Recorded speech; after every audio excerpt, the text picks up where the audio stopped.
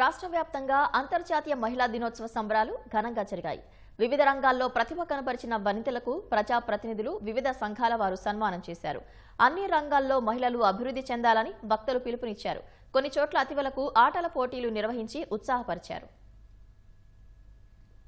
అంతర్జాతీయ మహిళా దినోత్సవం సందర్భంగా గుంటూరు పశ్చిమ ఎమ్మెల్యే మాధవి హస్తకళల అభివృద్ధి సంస్థ చైర్పర్సన్ మంజులారెడ్డితో కలిసి వేడుకల్లో పాల్గొన్నారు. మహిళలతో కలిసి సెల్ఫీలు దిగారు. తర్వాత పలువురు మహిళలు ఎమ్మెల్యేను సత్కరించారు. మంగళగిరిలో వైబ్ సంస్థ మహిళలకు ట్రెక్కింగ్ పోటీలు నిర్వహించింది. మహిళలు ఆర్థికంగా ఎదిగేందుకే గుంటుపల్లిలో రైసు కేంద్రాన్ని ఏర్పాటు చేసినట్లు కృష్ణా జిల్లా కలెక్టర్ లక్ష్మీశా వివరించారు.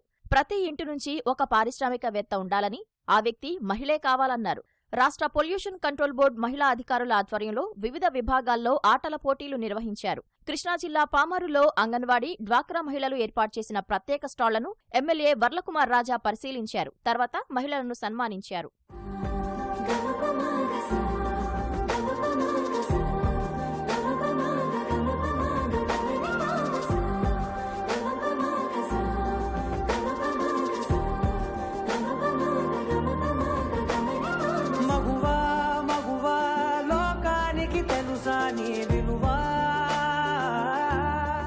చంద్రగిరి నియోజకవర్గ పరిధిలోని మహిళా సంఘాల సభ్యులను, మహిళా వ్యాపారవేత్తలను ఎమ్మెల్యే పులివర్తి నాని సన్మానించారు.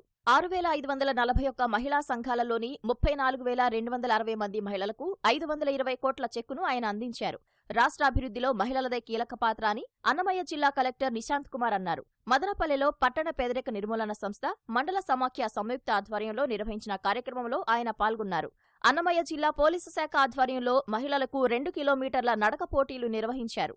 నంద్యాలలో జరిగిన అంతర్జాతీయ మహిళా దినోత్సవంలో మంత్రులు ఎన్ఎండి ఫరూక్, బీసీ జనార్దన్ రెడ్డి పాల్గొన్నారు. మహిళా సంఘాలకు చెక్కులు పంపిణీ చేశారు.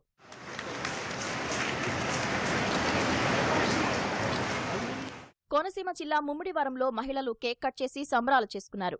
విశాఖ ఆర్కే బీచ్ రోడ్లో నిర్వహించిన పింక్ సఖీ శారీ వాక్లో మహిళలు పెద్ద సంఖ్యలో పాల్గొన్నారు. మన్యం జిల్లా పార్వతీపురంలో పోలీసు శాఖ ఆధ్వర్యంలో భారీ ర్యాలీ జరిగింది.